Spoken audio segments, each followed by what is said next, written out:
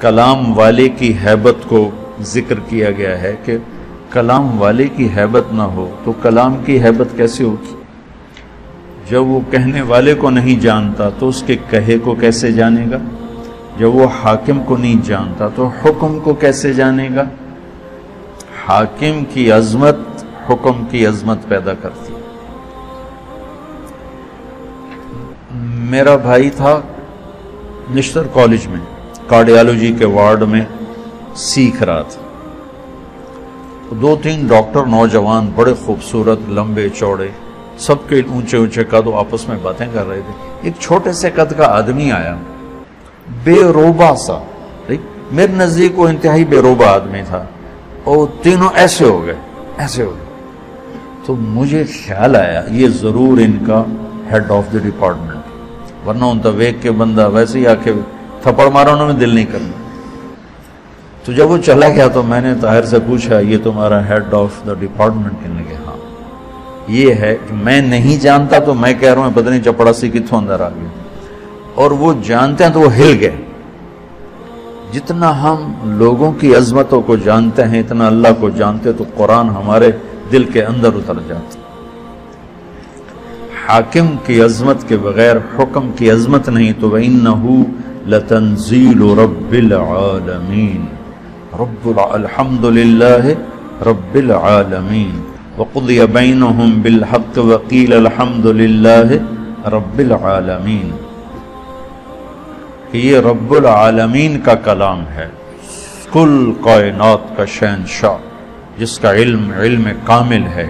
یعلم ما یلج فی الارض وما یخرج منها وما ینزل من السماء وما یعرج فیہا۔ کائنات کا ذرہ ذرہ جس کے سامنے کھلا ہوا ہے یہ اس رب کا کلام ہے۔ اس کی طاقت کیسی ہے؟ ان القوۃ للہ جمیعا، پوری طاقتوں کا مالک۔ اس کا ملک کیسا ہے؟ قل ان الامر کلہ للہ۔ اس کی طاقت، اس کے ملک، اس کی قدرت کیسی ہے؟ اس کی بادشاہی کیسی ہے؟ قل اللہم مالک الملک۔ اس کی تدبیر کیسی ہے؟ یدبر الامر من السماء الی الارض۔ اس کا انتظام کیسا ہے؟ لا تاخذہ لا یعودہ حفظہما۔ نظام چلاتا کیسے ہے؟ لا تاخذہ سنۃ ولا نوم۔ ہر ایک پر اس کی نظر کیسی ہے؟ لا یعزب عن ربک من مثقال ذرہ۔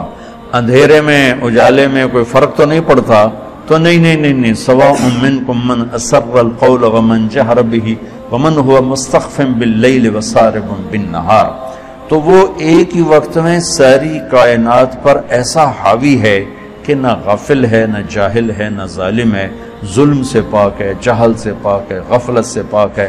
فَإِنَّهُ يَعْلَمُ السِّرَّ وَأَخْفَى۔ اتنا علم کامل ہے کہ زور سے بولو تو سنتا ہے، آہستہ بولو تو سنتا ہے، ہونٹ بند کر کے بولو اسے بھی سنتا ہے۔ میں نے ہونٹ بند کیے، میں نے کچھ کہا، میرے کانوں نے نہیں سنا، اللہ کہتا میں نے سنا ہے۔ تو پہلی بات یہ ہے کہ دل کو اللہ کی عظمت سے بھرنا ہوگا، تب قرآن کی عظمت آئے گی۔ اور ہم تمہیں جیسے پڑھاتے ہیں وہ ہوتا ہے قانونی طریقہ، اصطلاحی طریقہ، تو وہ اللہ کی عظمت تو نہیں آتی، اللہ کی پہچان ہو جاتی ہے، عظمت نہیں آتی، اس لیے قرآن میں ہلاتا نہیں۔ میں نے جو عربی شروع کی تھی اس لیے کہ تم قرآن کے ساتھ جڑ جاؤ۔ اللہ کرے میرا یہ خواب میرے مرنے سے پہلے پورا ہو کہ میں ایک ایسی جماعت تیار کروں جن کے دل دماغ پر قرآن کی بادشاہی، جو تمام اکابر اسلام کی عزت احترام ہمارے اوپر فرض ہے، لیکن ہم قرآن سے جڑے ہوں اور اللہ کے محبوب سے جڑے ہوئے ہوں، کہ تمہارے اوپر سیرت کی چھاپ ہو، تم دیکھو تو سیرت کی نگاہ سے اور قرآن کی نگاہ سے، تم بولو تو قرآن اور سنت کے انداز سے، تم سوچو تو قرآن اور سیرت کے انداز سے۔ اس سے ابھی ہم بہت دور ہیں، ہم ذرا اکابر میں ہی پھنسے ہوئے ہیں، اس سے ابھی بہت دور ہیں۔ حاشا وکلا کوئی میری مراد اکابر اسلام سے کوئی برگشتہ کرنا نہیں ہے، ان کے ذریعے ہمیں ہدایت ملی ہے، لیکن بھائیو ابو حنیفہ جیسی ہستی کہتی ہیں کہ ہم رجال و نحن رجال، کہ جب آئے گی ابراہیم نخی پر اور حماد پر تو پھر ہم رجال و نحن رجال۔ اللہ کے نبی کی بات 100% لیں گے، صحابہ کی بات دیکھیں گے جو جو اس میں راجح ہوگی وہ لیں گے، لیکن جب آئے گی بات طاؤس پر اور مکحول پر اور ابراہیم نخعی پر اور حماد پر، تو پھر ہم رجال و نحن رجال، کیا خوبصورت بات. یہ نہیں کہ انہوں نے تکبرن کا، ان کا وہ بھی جستجو کریں گے، ہم بھی جستجو کریں گے. تو اللہ کی عظمت اللہ کے تذکروں سے زندہ ہوتی، پھر قرآن کی عظمت پیدا ہوگی. وَإِنَّهُ لَتَنزِيلُ رَبِّ الْعَالَمِينَ. یہ لایا کون ہے؟ اللہ تو آسمانوں پر ہے، نبی ہماری زمینوں پر ہیں، تو یہ کون لایا ہے؟ تو اس کا جواب ہے نزل بہ الروح الامین. کس کا کلام ہے؟ انہ لتنزیل رب العالمین. کون لایا ہے؟ نزل بہ الروح الامین، جبریل فرشتہ. کس کے پاس آیا ہے یہ کلام؟ کس کے پاس آیا ہے؟ علی قلبک، یہ ہمارے نبی پاک صلی اللہ علیہ وسلم کے دل پر اترا ہے. علی قلبک، آپ کے دل پر اترا ہے، پھر لفظ بن کر آپ کی زبان سے نکلا ہے.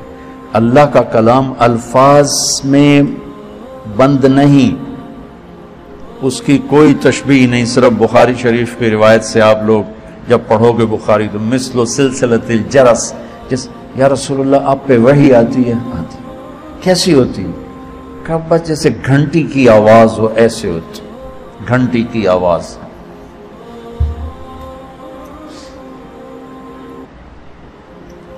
پھر جب آپ ہوش میں آتے ہیں تو وہ الفاظ بن کر زبان پہ آتے ہیں. یہ اللہ کی زبان سے تورات نہیں نکلی، اللہ کی زبان سے زبور نہیں نکلی، اللہ کی زبان سے انجیل نہیں نکلی. آسمان پہ لکھوائی گئی کتابیں اور اتار دی گئیں. کلام وہ ہوتا ہے جو زبان سے ادا ہو. قرآن میرے رب کی زبان سے نکلا ہوا کلام ہے، اور کائنات کے بنانے سے 2000 سال پہلے نے پورے قرآن کی تلاوت فرمائی، پورے قرآن کی تلاوت فرمائی. سبحان اللہ. پتہ نہیں کیا وہ انشاءاللہ جنت میں سنیں گے، اللہ ایمان کے ساتھ لے جائے تو جنت کی سب سے بڑی نعمت وہ اللہ کا دیدار ہے اور اللہ کے زبان سے اس کے کلام کا سننا ہے. جب جنت کی حوریں بھی گانا سنائیں گی، ساز بجے گا، جنت کے درخت ساز بنے. پھر داؤد علیہ السلام سنائیں گے تو جنت کے ساز درخت ساز بن کے بجیں گے. ہمارے نبی سنائیں گے تو جنت کے درخت ساز بن کے بجیں گے. جب اللہ پردہ ہٹائے گا، اپنا دیدار کرائے گا، اپنا کلام سنائے گا، پھر درخت بھی سنیں گے، نہریں بھی سنیں گی، دریا بھی سنیں گے، پتہ بھی سنے گا، تنکا بھی سنے گا، جانور بھی سنے گا، پرندہ بھی سنے گا، اور آپ بھی سنیں گے. ایمان والے بھی سنیں گے، ایمان والیاں بھی سنیں گے. تو اس میں ایسے گم ہوں گے کہ انہیں جنت کی یاد ہی بھول جائے گی. تو تورات زبان سے نہیں نکلی، انجیل زبان سے نہیں، زبور زبان سے نہیں، لکھوائی گئی. اس سے تو وہ تبدیل ہو گئی اور وہ مٹ گئی. اگر وہ اللہ کی زبان سے نکلی ہوتی تو کبھی اللہ کے کلام کو بدلا نہیں جا سکتا. اللہ کی ہر صفت ناقابل تبدیل ہے، اللہ کی ہر صفت ناقابل تبدیل ہے، اللہ کی ہر صفت تغیر تبدل سے پاک ہے.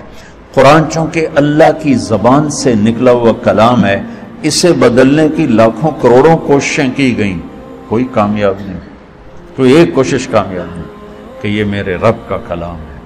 علی قلبک، میرے نبی کے دل پر اترا ہے. آخری سوال، کیوں آیا ہے؟ کیوں آیا ہے؟ لتکون من المنذرین. سبحان اللہ. انذار کیا ہے؟ آگے ایک زندگی آ رہی، اس زندگی کے بارے میں خبردار کرنا کہ دیکھو بھائی وہاں بہت بڑا نفع ہے، ہمیشہ کی زندگی جنت، وہاں بہت بڑا نقصان ہے، ہمیشہ کی زندگی آگ. تو قرآن کا مقصد ہے زندگی کا طریقہ، وہ طریقہ بتانا، خبردار کرنا. کس چیز سے خبردار کرنا؟ زندگی کے اس طریقے سے خبردار کرنا جس پر چل کے ہم سب دنیا میں بھی سکون سے رہیں اور جنت میں بھی کامیابی کے ساتھ پہنچ جائیں. جس طریقے پر چل کر دنیا کی